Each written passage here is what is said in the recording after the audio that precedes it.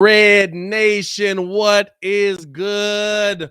The Bulls come away with a dub tonight, a much-needed dub.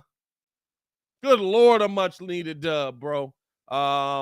They get the win over the Washington Wizards, 107-94, and they get it in a fashion that we have not seen from this team on a consistent basis. Appreciate y'all for tuning in and rocking with us, man. Please like the video. Please subscribe to the page because we do talk Chicago sports daily on this channel. This is the only channel that's talking Chicago sports, how Chicago talks. So make sure that you get in tune with us, man. Also, make sure you subscribe because we'll be giving away that Ayo Dosunmu jersey right there when we get to 13,000 subscribers, and when we get to 12.5, we're going to start qualifying people for the jersey to win the y'all see me had a stroke right there. We're going to start qualifying people at 12.5 to win the jersey. That's all you need to know. We're also going to have Billy Donovan his comments live in the post. We're going to have some breakdown and stuff like that. I still haven't gotten the phones transferred over to the new computer. That's something that I'm still working on. Hopefully I'll be able to get that done before the next game, but don't worry about that. Before the end of the season. But yeah, breaking down this game tonight. Listen, this was a game that you had to get. You had no option. You had to get it. But it's also a game where, for once, the Bulls consistently did the smart thing. They consistently went in the paint to Vooch. They consistently went to the guy that had the hot hand. Are you catching the theme here, Chicago? They consistently went to the guy that was absolutely getting buckets. That's what you have to do. If this team is going to do anything the rest of the way, I'm not even talking about the playoffs. I'm talking about the rest of the way this season. You have to go to the hot hand. There's a lot of guys on this team that can get buckets, but you have to keep feeding the guys that are in those moments. Looking at some numbers from the night while we wait for Billy D to get up to the podium, man.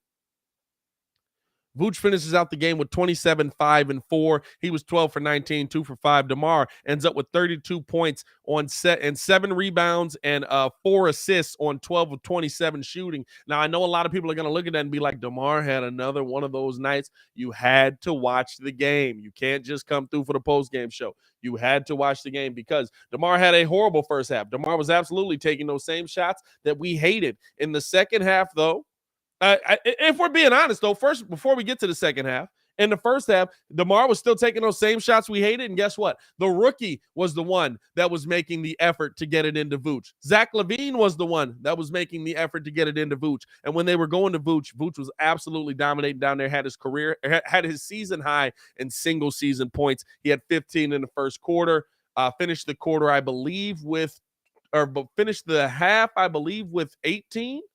And then able to finish off the game with 27, coming out with 7 in that third quarter. But making a conservative effort to get the ball into Vooch, forcing the ball into Vooch at times, and not maybe forcing is the wrong word, doing it within the rhythm of the offense. You know what I'm saying? Like, even with DeMar, I don't mind DeMar taking the one-on-one, but do it within the rhythm of the offense, dog. Move the ball around so that the defense isn't sending 3 to you. And you know what you saw tonight? Listen, this is the big thing that you have to look at. By the way, rest of the numbers. Zach LaVine finishes with 14, had a tough shooting night. I don't think Zach LaVine was healthy at all coming into tonight. And we've got Billy Donovan at the podium, so I'm going to shut the heck up. I'll give y'all the rest of the numbers after Billy finishes talking here. Let's go to Billy Donovan. If they got the stream up here. Okay. Difficult shooting first half. And we didn't get off to a good start in the third quarter at all. But he's logged a lot of minutes, and he really kind of opened up the game for us. That second unit did a really nice job, getting the lead, and he put together some great stretches where he got to his spots. But the other thing too is I thought our ball movement today was really good. I thought sometimes we overpassed a little bit, but overall we moved, and I thought we generated good shots and got, I think, some production from our bench tonight, which was helpful. What do you like about that 3-4 and 3-5 pick and roll look like games? Well, a lot of it is like matchups we're going at, in some of those situations, based on who's guarding who, and sometimes teams move around matchups. I think when DeMar started to get going, I think they just basically said, "Hey, listen, we're just not going to let him, play in the middle of the floor." So they started trapping him, and give Vooch a lot of credit. He made some really good passes out of the middle of the paint and got some guys some shots, and Tristan did the same thing. And we had some good action on the backside, some good cuts and good spacing. So, that's the one thing about DeMar is he's not going to necessarily try to take on double teams and force things. He's going to play the game. And, he was able not only to, he didn't necessarily generate a lot of assists for himself, but he generated the ball to go to the guy that could make the next play. And that's, I think, what opened it up, for us when they started to trap him after he got going in that fourth. Pat's minutes again. Like he's playing losing by that. Well, I didn't, we're up. Yeah, I mean, even going back to, last night, we're up, I don't know, closing, I think with maybe 2 minutes to go in the first quarter against New York. I think we're up 28-20. And then the game, I think we finished up, we didn't score the rest of the half. Then the second unit went out. We got up 10. And then we just lost a 10-point lead in a very, very short period of time. And what I wanted to do was to try to maybe throw Javante in there to start the second quarter, just to see if we can he could energize that group. Maybe get Patrick out there with some of the main guys, to maybe have him be able to play off those guys who just kind of mixed their rotation just based on what happened last night. And like I said, today, I think Patrick gave us good minutes. I kept him out there. He was pretty good. Alex has been dealing with some soreness in his back. And I think with the way that group was going, I decided just to keep Patrick out there because of the way he was playing and the way that group was playing. And, he ended up getting more minutes tonight, but he offensive rebound. I thought he defended. He had some rim protection. He had a really good finish in the first half. He had a couple, dives to the basket and scores, and then obviously he found some people. So, like I said, he's playing. When he's playing well like that, you want to keep him out there. Like I said about last night, it's not that I don't want to play him or take away his minutes. It's just about what's going on. And I think if you even look at last night, the end of the first quarter, and even to like the 6 minutes of the second quarter, I mean, we dropped a 10-point lead like that. And then you can't just keep watching that. You as a coach, you got to try to change things up and do some different things. So. And like I said, I'm not blaming Patrick for any of that. There was 5 guys out there, but we didn't function very well, that group. And I just thought maybe moving some guys around us from different spots would help. And I'm fortunate with these guys. They're all about the team and, allow you to do that as a coach to try to make some changes or adjustments or things that you may want to try that may work. And, I'm not saying that was the reason we won tonight. But all those guys contributed. But I thought we didn't really have a lot of drop off. And I thought in that New York game, there was really drop-offs. Some of it was maybe a lack of ball movement. Some of it was turnovers. Some of it was offensive rebounding. Some of it was poor offensive possessions. But certainly that stretch, that last 2 minutes of the first quarter going into that maybe 6-minute period, I mean, we had pretty good control of the game. And, we had some really, really bad possessions on both ends of the floor. Thanks, Billy. Okay, thank you. That was Billy Donovan, coach of the Chicago Bulls, at the podium. We'll also get one of the players in there as well. Listen, Bulls did a good job in this game of rotating well on defense, doing a good job of getting out, helping on the backside, finally helping Vooch a little bit on that backside as well on defense, and did a good job of just rotating out to the next man. You know what I'm saying? Porzingis really wasn't able to get himself going in this game because every time he was able to get past somebody else was right there to step up in front of him. He's got to worry about running that guy over, picking up a charge. Same with Sato. Sato really never got himself going. Did facilitate the ball excellently and finished the game with 10 assists. But their best 2 players tonight were Hachimura and KCP. Those are nights you can live with. Those are nights you can live with. When your best 2 players are Hachimura and KCP and you shut down the star on the team, that's a night that you can live with, right? I look at this as a night that, okay, you showed us something. You showed us that you can play defense. You showed us that you have this ability to play defense in this matter. Now do it. Now do it versus the real teams. Now do it versus the teams that absolutely have the opportunity to punch you in the face, right? Like, to me, I'm looking at how are the Bulls going to have sustained success? And there's 2 things they did tonight that really show me that. One, the defensive side of the ball, like I talked about, how they just got that job done. They did a great job on there, rotating out, getting the job done there. But 2, going to Vooch consistently, going to Vooch consistently in that first half, what does that do for the second half of the game? What does that do for the second half of the game? Now, guess what? I can't freaking run a triple team at DeMar DeRozan, and this is still on DeMar because it's something that you got to realize, right? As DeMar DeRozan, when you're trying to force the shot in the first half and you can't get it, and they're in your face, and Ish Smith blocks your shot. By the way, that's a tough one out here. You don't have to. You're not setting it up so that other people have the ability to need to play defense over there. I don't got to guard Zach LaVine. You know why? Because you're going to take this shot, and I know it. Because every time the ball touches your hand, you throw that mug up. You see the Bulls force the ball into Vooch. Vooch absolutely cooks all night long. Trade him, though, right? He cooks all night long. And he finds a way now in the second half to feed you the pass. And guess what? Vooch is a willing passer. So now they're not double teaming you. You're getting single coverage. Every time you roll off of something, the ball hits you in the hands. Guess what? There's one dude in front of you. You can beat one dude. DeMar DeRozan is good enough to beat one dude to the bucket. He's not good enough to beat 7. And I'm talking about the 5 on the floor and the 2 refs that be standing there with him.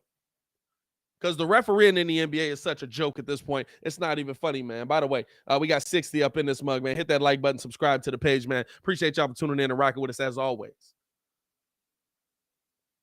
This is something that the Bulls need to realize. We've been calling for it all season. This entire stretch of the last, 12 games, 13 games, all the way back to the Sacramento game, we've been seeing Vooch get going early, and then they go away from him. We've been seeing Vooch get opportunities at the bucket where he's absolutely destroying the dude on the other side, and then they go away from him. You can't go away from him. And here's the thing. It's not like you're going to throw the ball down into Vooch and he's never going to send it out. Heck, the one thing that we have a problem with Vooch for is what? Sometimes he's overpassing. He had Ish Smith absolutely down low. Now, granted, I get the pass. I don't wanted to see him kind of bully his way through there, but I get the pass. They were bringing Hachimura from the left side, and they had not KCP. Who was that? It was Hachimura from the left. I think it was Kispert coming from the right side. So they were going to close in on him. Vooch just made the pass before they did. But, I mean, he's a willing passer. If you kick the ball down to Vooch and you cut, guess what? Vooch is willing to give it back to you. Ayo Dosunmu benefited from that tonight. So you have to find a way to make that a consistent thing in this offense. You have to find a way to make that something that this offense run through. And I mean, honestly, I'm to the point that we've seen it work just about every time that you almost need to run your offense through Vooch when you get down there. Run a pick and roll with Vooch and just keep running it through Vooch. Because you know what? He gets the rest of the team good shots. And I'll say this as well. You know what? I'll save it here because we got DeMar and Vooch at the podium here. Let's go out to these guys. So much. Once he get it going, it makes everybody else's job easier. So just playing through him. He was aggressive out the gate. We lean on that. Bro, I hate these post-game shows. And we got it going in the second half. And Vooch, can you take us through what you saw of DeMar in the second half and what you saw? He really said once he gets. Yeah, I mean, he kind of did what he's been doing all year for us. He kind of let the game come to him tonight, and then in the second half, and once he had a little more space, he really started being aggressive, made a lot of big shots, especially down the stretch, and also kind of, especially in the end when they were blitzing him and double teaming him even before I got to set a screen. He did a great job, finding the open man, and we were able to play out of it. So just I think, as always, throughout the season with his experience and his patience on the floor, he helps us, down the stretch a lot. How did you respond to that? You don't let you throughout the game, but how did you respond tonight from that too as well? Start I never think none of it. I don't let missed shots discourage me. Sometimes you gotta I've learned to have a short-term memory when it comes to missing shots. You just gotta keep going. I understand can't be perfect, can't make every single shot. But for me, especially in the fourth quarter, I just try to erase whatever happened the previous 3 quarters, shot wise, and just try to focus in and hone in at a different level. Whenever it's time for me to be aggressive, I never let missed shots discourage me at all. When did you feel the switch though? What shot dropped that they said, okay? I feel a switch when the fourth quarter starts. Like I just try to, it's like a different game for me. I try to approach it with mentally, where, everything gonna pick up, and I try to do the opposite, and I try to slow down. Jeffrey was good. Come fourth quarter, because the game, you could just feel the game being completely different than the other 3 quarters in the fourth quarter. So. I'm gonna ask you about the early starts that you had. What was working for you? With teammates were finding? Just I was able to get in good positions. I got some good ones close to the basket early on, and usually when I'm able to get those, it gets me going. Then I was able to step out, hit some shots as well. But just playing out of the flow, the way just the teams focus on DeMar and Zach a lot in pick and rolls or different 2-man action. It opens up a lot for the rest of us. And I was just trying to be aggressive, and my teammates were able to find me, especially early on, close to the basket. And I was trying to take advantage of it, and I got going. I was able to make shots. So. Does it matter to you when you start feeling it like early or late in the game? Does it matter? I mean, I like to get it going early. Throughout my whole career, I've kind of tried to do that.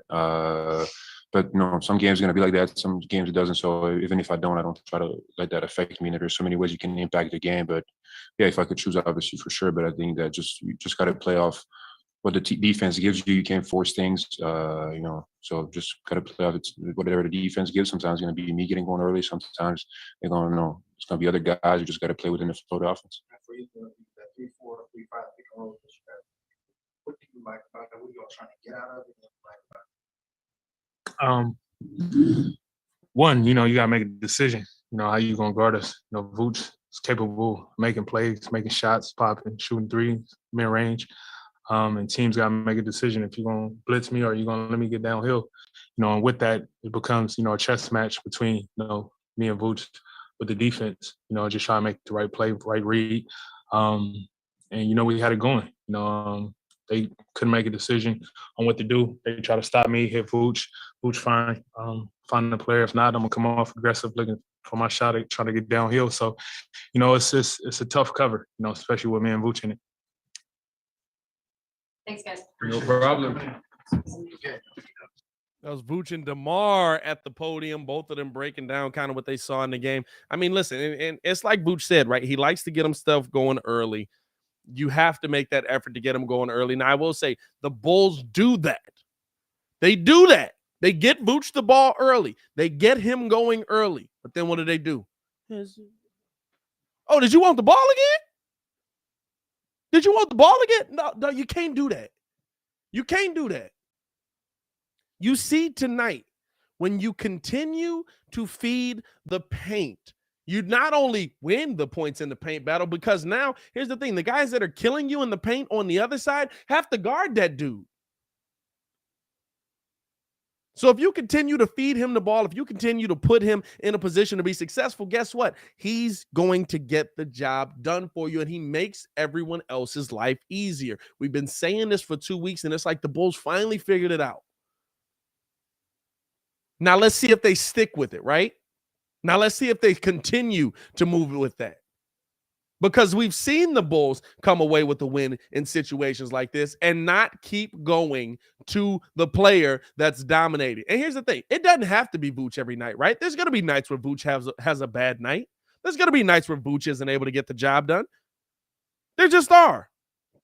Just like there's nights where Zach is having a bad night. Just like there's nights where DeMar is having a bad night. Just like, name the guy. You know what I'm saying? Name whatever the guy is. There's always going to be nights where somebody has a bad night. But you know what you can't do? You can't compound a bad night by making bad decisions. You can't compound a bad night by making bad decisions. I've seen DeMar have a bad night. You know what they do? They keep forcing the ball to DeMar. I've seen Vooch have bad nights. They go away from him. Seen Zach have bad nights. They go away from him. They keep forcing the ball to DeMar. We have to keep the flow of the offense moving in the right direction. And if you do that, guess what? You're going to win games. You're going to win games. And so this is one. Let's see if they can keep this thing going, man. Looking at the next game out. By the way, 76 in here, 31 likes, man. If y'all haven't done so, man, hit that like button, subscribe to the page. You got nothing else to do. You might as well just push the button. Looking at the Bulls' next game out. You got the Clippers on Thursday. That is going to be a 7 o'clock game. Bulls taking on the Clippers, and Paul George is back. That's going to be an interesting matchup right there. Clippers have been down. They have been struggling. They are a team that, like, as you look at, you say you could get this win. But I don't know how Paul George is going to come back. I believe Paul George came back last Friday, if I'm not mistaken. I think he played his first game. Let me double check that. Friday's game versus the Clippers, Paul George did not play. So the Bulls might actually be, or the Jazz tonight might be his first game back. We'll see one way or the other on that. But Paul George is supposed to be back. I know that was the rumor. So we're going to have him to contend with, and we're going to have to figure out how we're going to get the stop on him. We're going to have to figure out how we're going to slow him down. He's somebody that absolutely can come out and get the job done for you. They still got a slew of injuries, though. They've still got a slew of injuries on the docket that probably aren't going to be. I mean, you still got Norman Powell out. You've still got Brandon Boston out. You still got Kawhi Leonard out, who's the real threat there. And I don't believe that is Covington back yet? I'm not seeing him on my injury report here, but I don't remember hearing that Covington was back yet. So let me see tonight. He might be playing like right now. Aren't they playing tonight? Did I miss that? No, they're playing right now. They play at 9 o'clock tonight. I forgot. It's 8:48, bro. I forgot it was a 6 o'clock game. Looking at injuries tonight. So Covington might actually be back in the lineup. So they might have Robert Covington back, somebody who can get the job done. You got 6 games left in the season. It's going to be all about how you finish them out. And that Clippers game is nothing to scoff at. Listen, credit to Ty Lue, man. All credit to Ty Lue. He's had Reggie Jackson playing out of his mind out there, and he has kept them in a playoff spot. They're 36 and 39, but they're a team that, based on the talent that we feel we have, I feel we should beat. But we'll see. I'll tell you this. If you do the things you did tonight versus them, you'll beat them. If you do the things you did tonight versus them, you'll absolutely beat them. You'll absolutely be in a position of success. You'll absolutely be in a position to win that game. And I think if the Bulls play like this, they can beat anybody. The problem is they don't play like this on a consistent basis.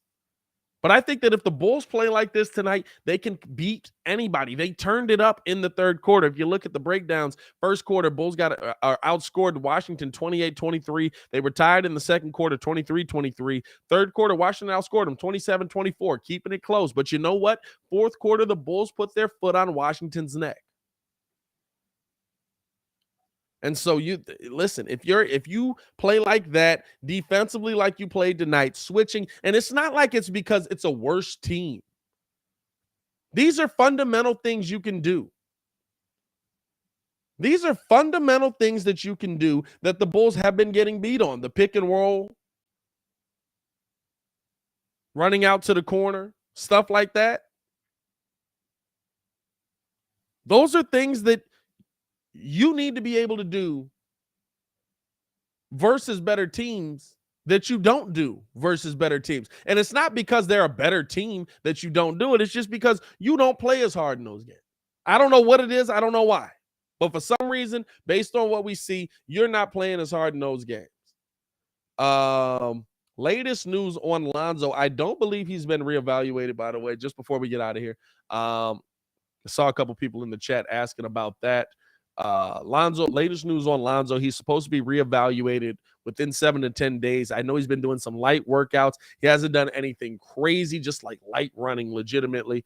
So I don't know when is actual date for him to get back in there and come back. Let's hope soon, because his contribution would absolutely absolutely be great. I feel like he's somebody that if you get him in here and he's able to spread the floor the way he was before. But here's the thing as well. We don't even know. I'm going to be honest with you. You get Lonzo Ball back, don't change the lineup. If you get Lonzo Ball back, I don't want the Bulls to change the lineup. I don't want Lonzo to start. Because as crazy as it is, Lonzo has the same playoff experience that Ayo Dosunmu does. He's clearly not ready. Lonzo's trying to rush himself back.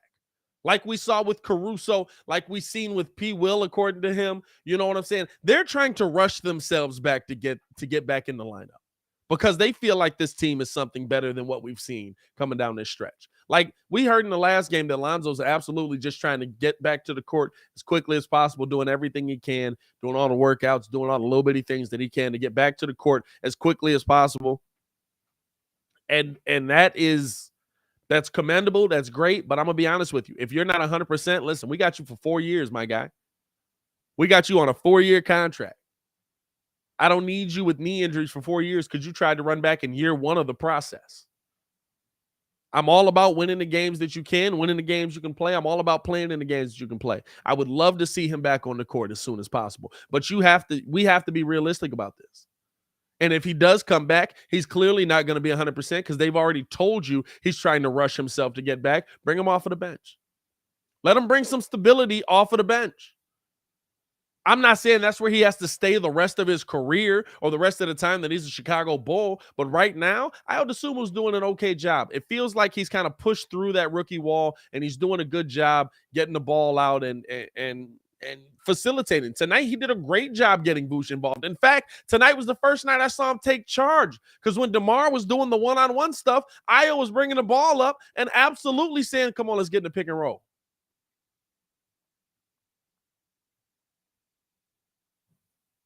Also, before we get out of here, man, got to give some credit to P. Will. Not a crazy night, but a 6.7 rebound day,